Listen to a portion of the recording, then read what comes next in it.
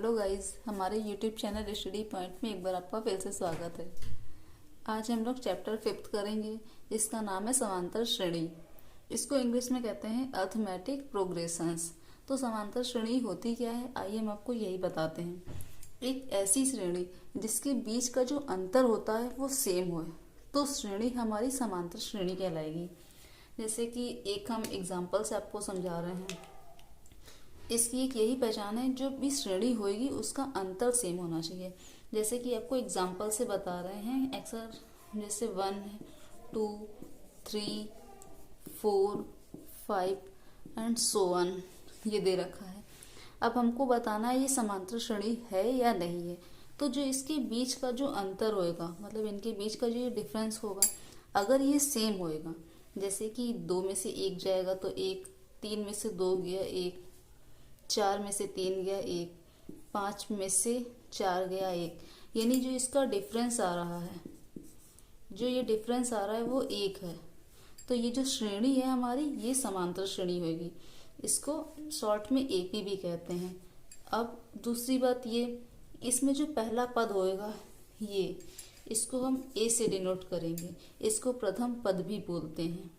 तो इसमें ए बराबर है 1, यानी इसको प्रथम पद बोलते हैं। ये हो गया प्रथम पद। और ये जो डिफरेंस है इसको बोलते हैं सार्व अंतर। सार्व अंतर, इसको कहते हैं सार्व अंतर।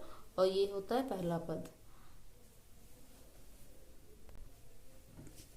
अभी हमने आपको बताया कि ये जो अंतर है इसको डी से डिनोट करेंगे। ये हमारे पास ए होएगा। ए मतलब 1 होएगा, क्योंकि इसके बीच का जो अंतर आया है, जो दूसरा पद होगा उसमें से पहला पद जब माइनस करेंगे, तो अगर उसमें सेम चल रही है, मतलब सेम वैल्यू आ रही है, तो वो डिफरेंस 1 होगा। और अगर सेम नहीं होगा तो वो श्रेणी समांतर नहीं होगी। दूसरी बात, इसमें पहला पद जो होएगा उसको हम ए से डिनोट करेंगे, जिसमें रखा है ए। अब एक इसका फॉर्मूला बताते हैं। अगर हमको श्रेणी का nवां पद निकालना होगा तो कैसे निकालेंगे। तो हम लिख सकते हैं यहाँ पे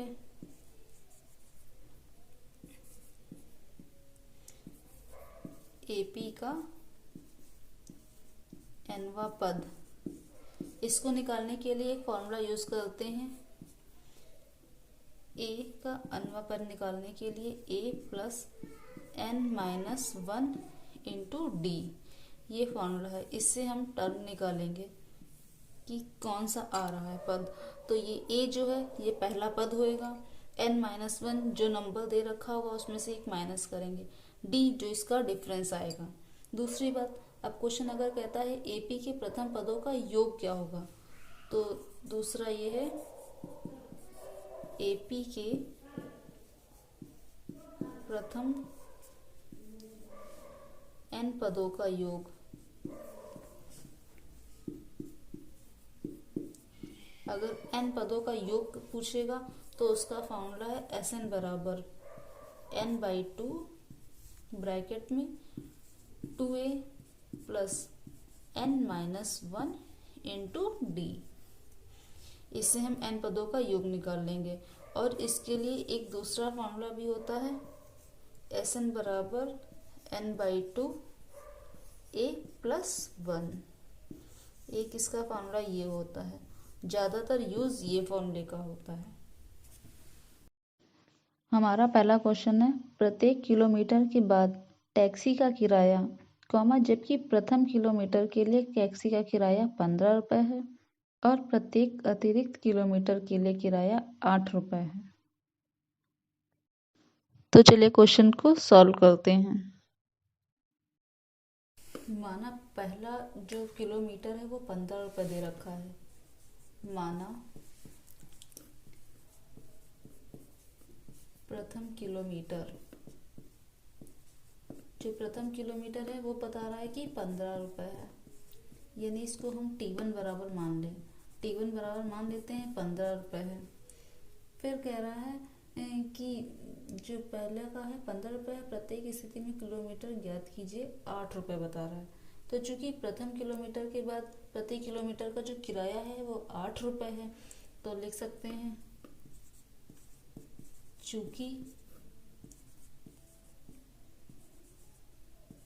प्रथम किलोमीटर के बाद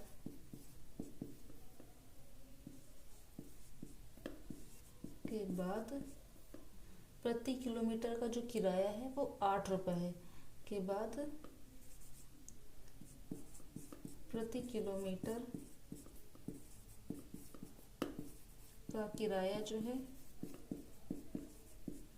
बता रहा है 8 रुपये है। तो T2 निकालने के लिए क्या करेंगे, जो 2 किलोमीटर के किराया है, 2 किलोमीटर का किराया उसको हम मान लेंगे कि मतलब सेकंड टर्म है, यानी चूंकि इसलिए 2 किलोमीटर का किराया। अब इसको निकालने के लिए क्या करेंगे, पहले का यानी ये जो दे रखा है ये मेरा ए दे रखा है, पहला टर्म दे रखा है। हमने आपको पहले ही बताया था कि एनवा पद निकालने के लिए, एनवा पद मतलब हमको T1 उसको हमने ए से डिनोट किया था, इसको टर्म के हिसाब से टी से डिनोट कर ले रहे हैं, यानी जो T1 आया है वो 15 है। T1 मतलब ए बराबर, यानी ये पहला पद है। और T2 निकालने के लिए तो क्या करते थे, फॉर्मूला हमने बताया था आपको, फॉर्मूला हमने ये बताया था a plus n-1 into D. इस फॉर्मूले पे हम वैल्यू पुट करेंगे, ये हमारा फॉर्मूला है। अब क्वेश्चन कह रहा है कि 2 किलोमीटर का जो किराया है वो कितना है, तो जो 2 किलोमीटर का किराया है, पहला टर्म a बराबर मेरा 15 है प्लस n-1। अब 2 ये 2 यानी n बराबर 2 माइनस 1। अब जो किराया है वो कितना है, 8 रुपये सबके लिए। 8 रुपये सबके लिए कि मतलब कि जो डिफरेंस दे रखा है वो 8 है, तो हम लिख देंगे 8। इसको सॉल्व करेंगे आएगा मेरा 15 प्लस 8। अब ये 15 प्लस 8 आ गया।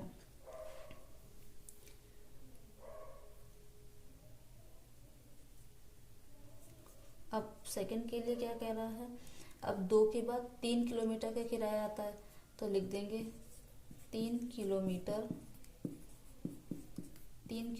का किराया। 3 किलोमीटर का किराया निकालने के लिए नहीं, जो फर्स्ट टर्म था वो 15 इंटू 3 माइनस 1 इंटू जो किराया पड़ रहा था वो 8 रुपये था, तो यहाँ से आ जाएगा 15 इंटू ए प्लस होता है, यहाँ पे प्लस होएगा, ये होगा साइन प्लस का, a plus n-1 into D होता है। तो जब यहाँ पे मेरा प्लस आ जाएगा और ये हो जाएगा 2 इंटू 8, यानी यहाँ से आ जाएगा मेरा 15 प्लस 16। अब देख लेते हैं, जो 4 किलोमीटर का किराया आगा, इसी प्रकार से 4 किलोमीटर का किराया ले लेंगे। 4 किलोमीटर का किराया वो आ जाएगा, यहाँ से ये पहला टर्म 15 था प्लस 4 यानी n-1, 4 माइनस 1 इंटू डी था 8, तो यहाँ से आ जाएगा 15 प्लस 3 इंटू 8। ऐसे करके ये पूरी इक्वेशन बन जाएगी। अब जैसे हमने 2 का 3 का 4 का निकाल लिया, अब हम निकाल लेते हैं n किलोमीटर का किराया कितना होगा। डैश डैश डैश हम यहाँ पे लिखते हैं n किलोमीटर का किराया। तो वैसे ही n किलोमीटर का किराया निकालने के लिए क्या करेंगे, मेरे पास आ जाएगा यहाँ से 15 रुपये थे प्लस n-1 इंटू जो d था वो 8 था, तो ये आ गया। तो इससे ये स्पष्ट हो रहा है कि उपयुक्त पदों में लगातार 8 रुपये की वृद्धि हो रही है।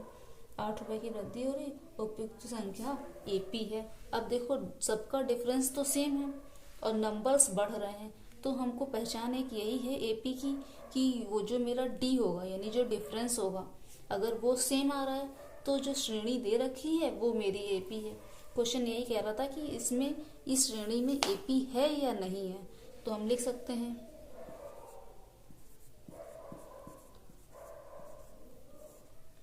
उपरोक्त पदों से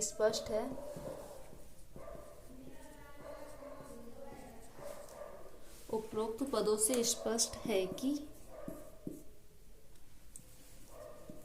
लगातार लगातार 8 रुपए की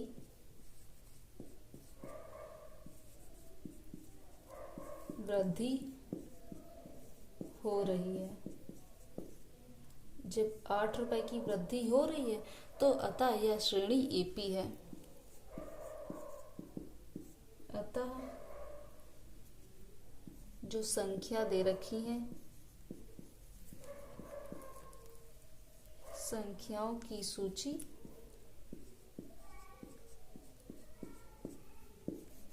एपी है। चलिए इस क्वेश्चन को एक बार फिर से रिपीट कर देते हैं। क्वेश्चन कह रहा था कि प्रत्येक किलोमीटर के बाद टैक्सी का किराया, जबकि प्रथम किलोमीटर के लिए जो टैक्सी का किराया है वो 15 रुपए है और प्रत्येक अतिरिक्त किलोमीटर के लिए किराया 8 रुपए है। तो सीधे सीधे क्वेश्चन कह रहा है कि जो पहला टर्म है वो ए है, यानी ए बराबर 15 दे रखा है।